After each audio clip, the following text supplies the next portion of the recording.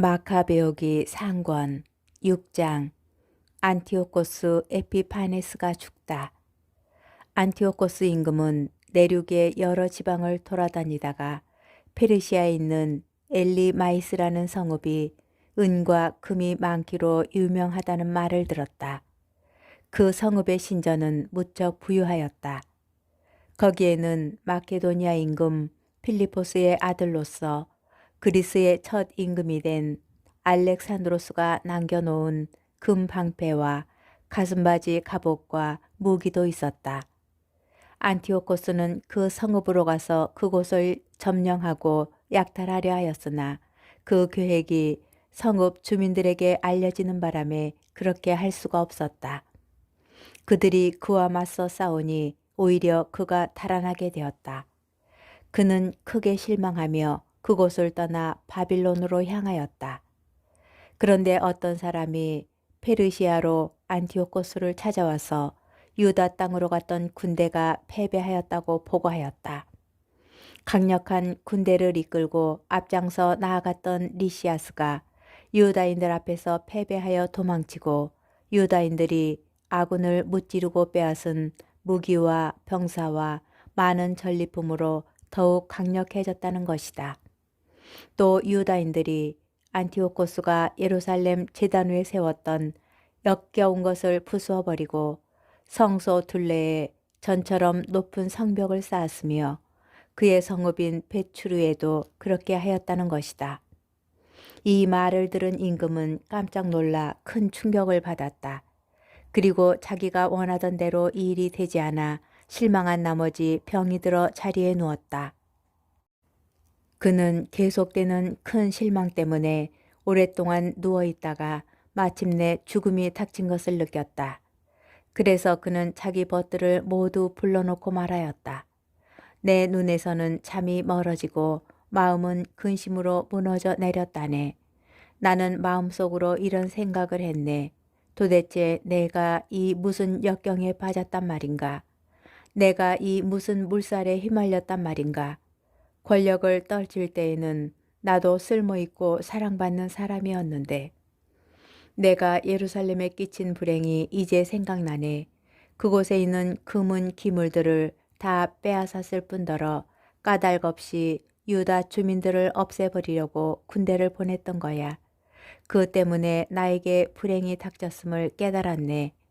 이제 나는 큰 실망을 안고 이국 땅에서 죽어가네. 그는 자기의 벗들 가운데 하나인 필리포스를 불러 그에게 온 왕국을 맡겼다. 그리고 왕관과 자기 옷과 인장 반지를 주면서 자기 아들 안티오코스를 잘 이끌고 키워 임금이 되게 해달라고 하였다. 안티오코스 임금은 그곳에서 149년에 죽었다. 리시아스는 임금이 죽은 것을 알고 자기가 어릴 때부터 키워온 안티오코스 왕자를 그 뒤를 이어 임금으로 세우고 그 이름을 에우파토르라고 하였다. 예루살렘 성체를 포위하다.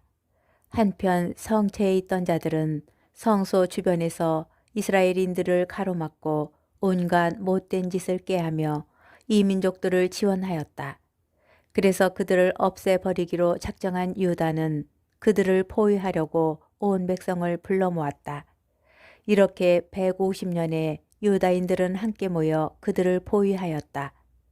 유다는 투석기와 다른 공격 기구들을 만들었다. 그런데 그들 가운데 몇 사람이 포위망을 뚫고 나가자 이스라엘에서도 몇몇 사악한 자들이 그들과 합류하여 임금에게 가서 말하였다. 임금님께서는 언제까지 정의의 실행을 미루시면서 저희 형제들의 원수를 갚아주지 않으려 하십니까? 저희는 임금님의 아버지를 기꺼이 섬기고 그분의 말씀에 따라 살아왔으며 그분의 명령을 따랐습니다. 그 때문에 저희 동족이 성체를 포위하고 저희와 사이가 나빠졌습니다. 더구나 그들은 저희를 닥치는 대로 죽이고 저희 재산을 강탈하였습니다. 그들은 저희뿐 아니라 자기들과 경계를 이루는 모든 지역에까지 손을 뻗쳤습니다. 보십시오. 오늘도 그들은 예루살렘에 있는 성체를 점령하려고 진을 쳤습니다. 또한 성소와 벳추루도 요새로 만들었습니다. 서둘러서 그들을 먼저 막지 않으시면 그들은 이보다 더 큰 일을 저지를 것이며 그렇게 되면 임금님께서도 그들을 제재하실 수 없을 것입니다. 벳 즈카리아의 전투. 이 말을 듣고 임금은 화가 나서 자기의 버신 군대 장수들과 기병대 장수들을 모두 불러 모았다. 다른 여러 나라와 바다의 여러 섬에서도 용병들이 그에게 왔다. 그의 군대 수는 보병 10만, 기병 2만, 그리고 전투에 익숙한 코끼리가 32마리였다. 이들은 이두메아를 지나 베추르를 향하여 진을 치고 여러 날 동안 싸우며 공격 기구들을 만들었다. 그러나 유다인들도 나가서 그 기구들을 불태우며 영구함하게 싸웠다. 유다는 성체를 떠나 임금의 진영 맞은쪽 벳 즈카리아에 진을 쳤다. 그러자 임금은 아침 일찍 일어나 급히 군대를 이끌고 벳 즈카리아로 가는 길을 따라 진군하였다. 그의 군대는 전투 대열을 갖추고 나팔을 불었다. 또 코끼리들을 잘 싸우게 하려고 포도죽과 오디즙을 보여 자극시키고 나서 그 짐승들을 진열에 나누어 배치하였다. 그들은 코끼리마다 쇠사슬 갑옷으로 무장하고 머리에는 총동 투구를 쓴 보병 1000명을 배열시켰으며 또 코끼리마다 정예 기병 500명도 배치하였다. 코끼리가 있는 곳에는 어디나 기병들이 먼저 가 있었고 코끼리가 이동하면 함께 이동하여 코끼리를 떠나는 일이 없었다. 코끼리 등에는 단단한 나무 탑을 얹어 덮고 그것들을 특별한 기구로 고정시켰다. 나무 탑에는 전투를 벌이는 군대의 병사 4명과 인도 사람 하나가 타고 있었다. 임금은 나머지 기병들을 군대의 양 날개 이쪽 저쪽에 배열하여 전열의 보호를 받으며 적을 혼란시키게 하였다. 태양이 금과 구리로 된 방패들을 비추니 타오르는 횃불처럼 산들이 번쩍였다. 임금의 군대가 일부는 높은 산에 일부는 평지에 퍼져 당당하고 질서정연하게 전진하였다. 그 수많은 군사의 고함 소리와 행진 소리 그리고 무기가 부딪히는 소리를 듣고 사람들은 모두 떨었다. 그 군대는 실로 매우 크고 강하였다. 그러나 유다와 그의 군대가 다가가 싸우자 임금의 군대에서 병사 600명이 쓰러졌다. 하오 아란이라고 하는 엘 아자르는 코끼리들 가운데 임금의 갑옷으로 무장하고 다른 어느 코끼리보다 큰 코끼리를 보고 거기에 임금이 타고 있으리라고 여겼다. 그는 자기 백성을 구하고 제 이름을 영원히 남기기 위하여 목숨을 바치기로 하였다. 그가 용감하게 전열 한가운데로 뛰어들어 오른쪽과 왼쪽에 있는 자들을 쳐 죽이자 적이 양쪽으로 갈라졌다. 그는 코끼리 아래로 들어가 그것을 밑에서 찔러 죽였다. 그러나 코끼리가 자기를 덮치며 땅에 쓰러지는 바람에 그도 그 자리에서 죽었다. 유다인들은 임금의 군대가 강력하고 그 사기가 높은 것을 보고 그들에게서 물러갔다. 벳추루가 점령되고 시온이 포위되다. 임금의 군대 일부는 유다인들을 쫓아 예루살렘으로 올라오고 임금 자신은 유다 땅과 시온산을 향하여 진을 쳤다. 그때에 그가 벳추루 주민들과 화친을 맺자 그들이 성읍에서 나왔다. 이 땅에서 안식년을 지내느라고 양식이 없어서 더 이상 포위를 버텨낼 수 없었기 때문이다. 임금은 벳추루를 점령하고 그곳을 지킬 수비대를 두었다. 그리고 여러 날 성수 앞에 진을 치고 그곳에 공격 탑들과 공격 기구들, 곧 분화기와 투석기, 그리고 화살을 쏘는 기구와 돌팔매 도구를 가져다 놓았다. 유다인들도 공격 기구에 대항하는 기구들을 만들어 여러 날 싸웠다. 그런데 그 해는 7째 해인데다가 이 민족들에게서 유다로 피난 온 이들이 남은 저장 식량까지 다 먹어버렸기 때문에 국간에는 양식이 떨어졌다. 그리하여 굶주림을 더 이상 견딜 수 없게 되자 그들은 저마다 제 집으로 흩어져 가고 성소에는 몇 사람만 남았다. 안티오코스가 화친을 제의하다. 한편 리시아스는 이러한 보고를 들었다. 안티오코스 임금이 죽기 전에 필리포스에게 자기 아들 안티오코스를 키워 임금으로 세우라고 분부하였는데 이 필리포스가 임금과 함께 출정하였던 군대를 이끌고 페르시아와 메디아에서 돌아와 정권을 잡으려고 한다는 것이었다. 그래서 리시아스는 급히 철군하기로 작정하고 임금과 군대 지휘관들과 병사들에게 말하였다. 우리는 날이 갈수록 약해지고 양식도 얼마 남지 않았을 뿐더러 우리가 포위하고 있는 저곳은 매우 튼튼합니다. 게다가 우리는 나라 일까지 수습해야 합니다. 그러니 이제 저 사람들과 화해하고 그들과 또 그들의 온 민족과 화친을 맺읍시다. 그리고 그들이 전처럼 자기들의 관습대로 살아가도록 해줍시다. 우리가 저들의 율법을 폐기하였기 때문에 저들이 화가 나서 이 모든 일을 한 것입니다. 이 제안이 임금과 장수들의 마음에 들었다. 그래서 임금은 유다인들에게 사람을 보내어 화친을 제의하고 유다인들은 그것을 받아들였다. 그리고 임금과 장수들이 그들에게 맹세하자 마침내 그들이 요새에서 나왔다. 그러나 임금은 시온산으로 들어가 그곳에 요새를 보고는 자기가 맹세한 약속을 저버리고 그 둘레의 성벽을 헐어버리라고 명령하였다. 그리고 서둘러 그곳을 떠나 안티오키아로 돌아갔다. 그는 필리포스가 그 성읍을 장악한 것을 보고 그와 싸워 무력으로 그 성읍을 점령하였다. 마카베오기 상권 7장. 데메트리오스 1세가 왕위에 오르다. 151년에 셀레우코스의 아들 데메트리오스가 로마에서 빠져나와 얼마 되지 않은 병사들과 함께 바닷가 성읍으로 가 그곳에서 왕위에 올랐다. 그가 자기 조상들의 왕궁으로 들어갈 때 군사들이 안티오코스와 리시아스를 잡아 그에게 데려가려고 하였다. 그러나 그가 이 사실을 알고 나에게 그들의 얼굴을 보이지 마라 하고 말하자 군사들이 그들을 죽여버렸다. 그리하여 데메트리오스가 왕좌에 앉게 되었다. 이스라엘에서 무도한 자들과 사악한 자들이 모두 그에게로 갔는데 대사제직을 탐내는 알키모스가 그들을 이끌고 있었다. 그들은 임금에게 백성을 고발하며 이렇게 말하였다.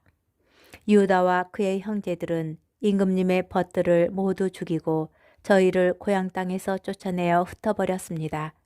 그러니 이제 임금님께서 신임하시는 사람을 하나 보내시어 그가 가서 유다가 저희와 임금님의 영토에 끼친 모든 파괴의 참상을 보고 그들과 그 동조자들을 모두 벌하게 해 주십시오. 바키데스가 유다를 공격하다. 임금은 자기의 벗들 가운데에서 바키데스를 뽑았는데 그가 유프라테스 강 서쪽 지방의 총독으로서 나라의 큰 인물이며 임금에게 충실한 사람이었다. 임금은 자기가 대사제로 세운 사악한 알키모스와 함께 그를 보내면서 이스라엘 자손들에게 보복하라고 명령하였다. 그들은 대군을 거느리고 떠나 유다 땅으로 들어갔다. 바키데스는 유다와 그의 형제들에게 전령들을 보내어 거짓으로 평화의 말을 전하였다. 그러나 유다인들은 그들이 대군을 거느리고 온 것을 보고 그들의 말에 귀를 기울이지 않았다. 그런데 한 무리의 율법학자들이 알키모스와 바키데스에게 모여가서 모든 것을 올바르게 처리해달라고 요청하였다. 이스라엘 자손들 가운데에서 처음으로 그들과 평화를 모색한 사람들이 바로 이 하시드인들이다. 그들은 아론의 후손인 사제 한 사람이 군대와 함께 왔으니 그가 우리를 해칠 리 없다고 생각하였던 것이다. 알키모스는 그들에게 평화의 말을 건네며 우리는 당신들에게도 또 당신들의 벗들에게도 아무런 해를 끼치지 않겠습니다 하고 맹세하였다. 그래서 그들은 알키모스를 믿었으나 알키모스는 그들 가운데 60명을 붙잡아 단 하루에 죽여버렸다. 이는 기록된 말씀 그대로였다. 당신께서 충실한 이들의 살과 피가 예루살렘 주변에 쏟아졌어도 그들을 묻어줄 사람이 아무도 없습니다. 그러자 온 백성이 그들 때문에 두려움과 전율에 사로잡혀 이렇게 말하였다. 저들에게는 진실도 공정도 없다. 저들은 자기들이 한 협약과 서약까지 어겼다. 빅기데스는 예루살렘을 떠나 벳 자잇의 진을 쳤다. 그는 병사들을 보내어 자기에게 넘어온 많은 이탈자들과 일부 백성을 잡아 죽이고 큰 우물에 던져버렸다. 그러고 나서 이 고장을 알키모스에게 맡긴 다음 그를 도울 군대를 남겨두고 임금에게 돌아갔다. 알키모스가 대사제직을 지키려고 안간 힘을 쓰자 동족을 괴롭히는 자들이 모두 그에게 모여들었다. 그들은 유다 땅을 장악하고 이스라엘에 큰 타격을 입혔다. 유다는 알키모스와 그의 일당이 이스라엘 자손들에게 저지르는 온갖 악행을 보았다. 그것은 이 민족들이 저지른 것보다 더 심하였다. 그래서 유다는 온 유다 영토를 두루 다니면서 이탈자들에게 보복하고 그들이 이 지방을 돌아다니지 못하게 하였다. 알키모스는 유다와 그의 군사들이 점점 강해지는 것을 보고 그들에게 맞설 수 없음을 깨달았다. 그래서 그는 임금에게 가서 그들을 두고 악의에 찬 고발을 하였다. 니카노루가 유다 땅으로 파견되다. 임금은 자기의 훌륭한 장수들 가운데 하나인 니카노루를 보내며 이스라엘 백성을 멸망시켜 버리라고 명령하였다. 니카노루는 이스라엘을 미워하고 싫어하는 자였다. 그리하여 그는 대군을 이끌고 예루살렘으로 들어가 유다와 그의 형제들에게 거짓으로 평화의 말을 전하였다. 우리 싸우지 맙시다. 나는 당신들과 평화롭게 만나기 위하여 병사 몇 명만 데리고 가겠습니다. 그리하여 니카노루가 유다에게 가서 서로 평화롭게 인사하였다. 그러나 적들은 유다를 납치해 갈 준비를 하고 있었다. 유다는 니카노루가 속임수를 품고 자기에게 왔다는 사실을 알고 그가 두려워 다시는 그를 만나려고 하지 않았다. 니카노루도 자기 계획이 탄로난 것을 알고 카파르 살라마 부근으로 나가 유다에게 맞서 싸웠다. 니카노루 편에서 병사 500명가량이 죽고 나머지는 다윗성으로 달아났다. 이러한 일이 있은 뒤에 니카노루는 시온산으로 올라갔다. 몇몇 사제들이 성소에서 나와 백성의 원로 몇 사람과 함께 그에게 평화롭게 인사하고 임금을 위하여 바치는 번제물을 보여주었다. 그러나 그는 그들을 비웃고 놀리고 모욕하면서 거만하게 말하였다. 그러고 나서 화를 내며 맹세하였다. 만일 유다와 그의 군대를 당장 내 손에 넘겨주지 않으면 내가 무사히 돌아올 때에 이 집을 불태워 버리겠다. 그러고는 더 크게 화를 내며 나갔다. 사제들은 안으로 들어가 제단과 성전 앞에 서서 울며 말하였다. 당신께서는 이 집을 선택하시어 당신의 이름으로 불리고 당신 백성이 기도하고 간청하는 집이 되게 하셨습니다. 저자와 그 군대에게 원수를 갚으시고 저들을 칼로 쓰러뜨려 주십시오. 저들이 저지른 불경을 잊지 마시고 저들을 그대로 두지 마십시오. 유다인들이 니카노루를 무찌르다. 니카노루가 예루살렘에서 나와 벳 호론에 진을 치자 시리아 군대가 그와 합류하였다. 유다도 병사 3,000명과 함께 하다사에 진을 쳤다. 그러고 나서 이렇게 기도하였다. 임금이 보낸 자들이 불경을 저질렀을 때 당신의 천사가 나와서 그들 가운데 18만 5천 명을 쳐 죽였습니다. 오늘도 저희 앞에서 저 군대를 치시어 니카노루가 당신 성소를 두고 악한 말을 하였음을 살아남은 자들이 알게 하시고 그의 악행에 따라 그를 심판하여 주십시오. 아다르 달 14날에 양쪽 군대가 맞서 싸웠는데 니카노루의 군대가 패배하고 니카노루 자신은 그 전투에서 가장 먼저 쓰러졌다. 니카노루가 쓰러진 것을 본 그의 군대는 무기를 내던지고 달아났다. 유다인들은 신호나팔을 불며 그들을 뒤쫓아 하다사에서 가자라에 이르기까지 하룻길을 추격하였다. 게다가 주변의 모든 유다 마을에서 사람들이 나와 그들을 막았으므로 그들은 다시 유다의 군대 쪽으로 돌아설 수밖에 없었다. 그래서 그들은 모두 칼에 맞아 쓰러져 아무도 살아남지 못하였다. 유다의 군대는 전리품과 노획물을 거둔 다음 니카노르의 머리와 거만하게 내졌던 그의 오른손을 잘라 가지고 돌아와서 예루살렘 성 밖에 걸어 놓았다. 백성은 몹시 기뻐하며 그날을 큰 기쁨의 날로 경축하였다. 그리고 해마다 아다르 달 14날을 경축일로 지내기로 결정하였다. 유다 땅은 한동안 평온하였다.